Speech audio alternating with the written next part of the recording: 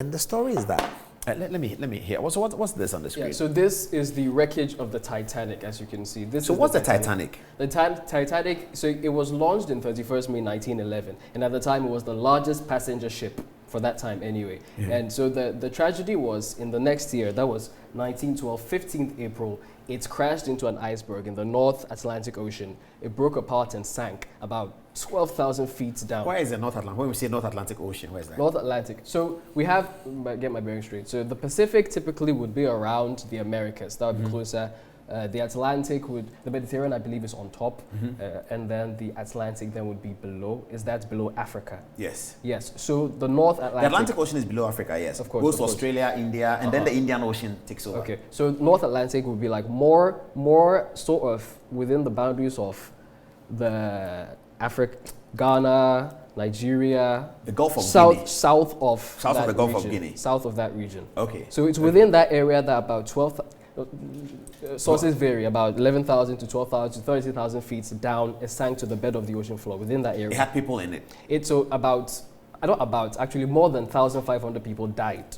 Passengers and crew died on board the ship. So this is the wreckage? That's the wreckage. Where are we getting this photograph from? So this is from the internet.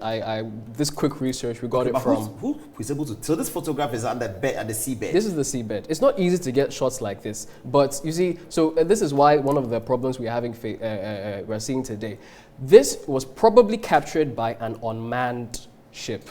It's safer to use these unmanned ROVs, remote operated vehicles, to go down and capture this, because it's not safe for human beings to be down there. Not safe at all. The pressures down there are up to about 6,000 pounds per square inch. If you go down there. So for reference, the pressure on the surface of the Earth is about 14.7 pounds per square inch. If you go down there, 14.7, as we're standing right now, pounds of force is acting on us. If we go down to the bed of the ocean, that's 6,000 pounds per square inch. It will crush you into pieces. Oh, I see. So you need to be in a ship to get down there. So that was the issue. But the thing is, these are treacherous waters. Human beings were not meant to go down, but we're defying nature. And unfortunately, this is one of the things we're seeing. We'll get there. Let's get this slow by slow. So this is so what's this? The Titanic? So this is the Titanic. This is how it looked like. This was the Titanic before it crashed. This is a render of the crash, because obviously no one was there to capture this. The way it was happening. Okay, so this is just the model. This is original the beast. So the Edward. It was sailing with passengers, like a cruise. Passenger cruise ship. And they crashed into what? They crashed into an iceberg. And that's 1912. This was 1912. And it's actually spurred a lot of change in terms of the international maritime safety standards, spurred them to act. Okay. Yeah. So now what has happened? So this is the issue. Yeah, the new matter. This is the issue. So it says that the submersible operated by this company, Ocean Gate. Ocean Gate is a luxury company. No, before then, what's a submersible Titan? A submersible. Well, we'll get into it. A submersible is like a submarine. It's a vehicle used to explore the depths of the ocean. Typically, submersibles are not manned. No human beings are in there. But because humans want to explore, they've created it to allow about up to 4 or 5 people to be within. So it's like a small submarine for people. And the Titan is an example of a submersible. Okay. It's we'll get to the measurements. It's about 22 feet across. It's like the size of, our trotros, the small trotros. It's like the small one. It can contain up to like 4 or 5 people. So it's operated by this company, Ocean Gates, which is one of many, which allow people to actually go down to the depths of the ocean to explore. But this is not just for like normal people like myself. Maybe for someone like you. You can go down there because you are wealthy enough to go. It's not easy. You see, by the grace of God, it costs a lot of money to do. That's what you mean. $250,000 to be on board this ship. So like the tickets, it's $250,000. Yes, and even then, it's not just having money, but it's a very selective process. So even like the elites of the elites gets to unfortunately go and lose their lives in situations like this. So yes, it says it was supposed to visit the hulk of the Titanic, which is about 12,500 feet below the surface of the Atlantic. But that was Sunday. Now, this is the report that about 1 hour, 45 minutes after it set off, they stopped hearing from it. I'm hearing other reports saying that they were still hearing communications, but officially... 1 hour, 45 minutes from when they set up on top of the sea. From when the submersible set off, it seemed they stopped hearing from them. So they set up and they are going down. They're going down, like the plane is going up, they are going down, down. Yes, so as the PSIs are acting on them in a linear manner, like so the deeper you go, the more the pressure goes. Okay. So it says that there was some sort of incident or malfunction that caused them to stop communicating, which is very strange because apparently, according to sources like the Washington Post, CBS, if there's any small malfunction, they immediately shut the trip, they immediately shut it down. And come back up. Like a normal airplane flight. Yes. Small problem, you land instantly. But nothing like So that. they shut and come back up. They would have if there was a problem. Okay. But there was nothing like that, which is very strange. So it suggested that the experts were saying perhaps the problem that occurred was so grave that they couldn't go back. It was an instant shutdown. Oh, I see. So the theories are the ship imploded. The force of the pressure within the bottom of the ocean was so much that... But by the 1 caused hour, would they have gotten to the bottom of the ocean? I don't think that would be enough time to descend up to like 12,500 feet. Because, well, the dive So that means was... the accident occurred in the middle of their journey. They didn't It's quite not get clear. there. It's not clear because there was not enough communication to know. There were some reports that apparently the ship hadn't been serviced. They had made many trips. So maybe, but it's not. None of these are substantiated. So by the time they were at this setting time. off, they knew that the mission was to go to the Go seabed down. to observe the Atlantic. Yes, routine trip. But they've done this before. They went multiple times. The same historically. people? There are people, not the same people specifically, but there are different people. One of them, And they've all gone to see the Titanic already? Some of them have. Some Seen of it? them is their first time. Yeah, seen the wrecks. There are people. One of them actually has a world record for diving so deep and in a specific period of time. We'll get to it. So Okay. let's move on. Yes, so these are the people, unfortunately. At this time, it seems that they are dead because the report said that by early Thursday, they would have run out of oxygen. And right now, it's evening, unfortunately. Early Thursday today. Early today, They will be running out of oxygen based on the oxygen they have. Yes, And unfortunately. so the Titanic sub crew believes the crew. The crew. This is So the these crew. are the crew, yes. This is not the guest. No, these are the people. Well, the guests and the crew. So how many crew? Only five people can be on the ship. So you But can't who is have- the crew and who is the one who's bought the ticket? So this was Stanton.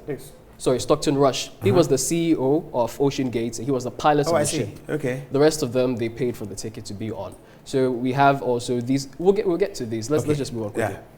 Right, so this is it. It says the debris was found by the U.S. Coast Guard. So the U.S. Coast Guard, the U.S. Navy, and then some other international agencies were helping to find the ship as it fell. And it says that we've been speculating. The theory was that the carbon fiber hull, it's carbon fiber and titanium, somehow imploded and killed everyone. So apparently they're saying potentially it was good news because at least they died quickly.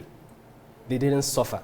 Because what would happen if you are in this situation and you're running out of oxygen? It's theorized that the ship ran out of electricity because of some function. So they think the thing just blasted. No, it just imploded. That's one theory. Another possibility. And it happens within a minute. It's not even a minute, but then potentially it's something that you can't stop. Once it's started, you can't stop to say, let's go back to the top. Maybe I get that. I'm talking about the way they are speculating that if they are dead, the way in which they may have died. That the implosion. Yes. Well, we can't be sure. Because it could But that's have how been- the thing looks like? This was the ship. We've got more pictures. All right. So Let's move on. Yeah, so these are the crew. This is how it would look. You see, it's 4 people, but there you can fit about 5 people. It's not a very comfortable. Okay, this fit. is how they sit in there. This was them inside, and they're going to watch. And you see, you can't going to really watch see. what? You're going to watch the wreck of the Titanic. Okay. There are no windows because of the pressurization issue. It has So to how be would they safe. watch it? There are cameras, so they watch through a camera. Even there's not even you pay $250,000 and you can't even see it. You have to watch it through a camera. To a video, screen. but you are near it. You're near. Yeah. Okay. Yes. So this is them. And so this is the ship. This Okay. is it. Okay. This is it. Yeah, so this is how a human being would look. This was the structure, as you can see. It's supposed to be able to go down about 13,000 feet with 4 passengers, 1 pilot, moving at 3.5 miles per hour downward.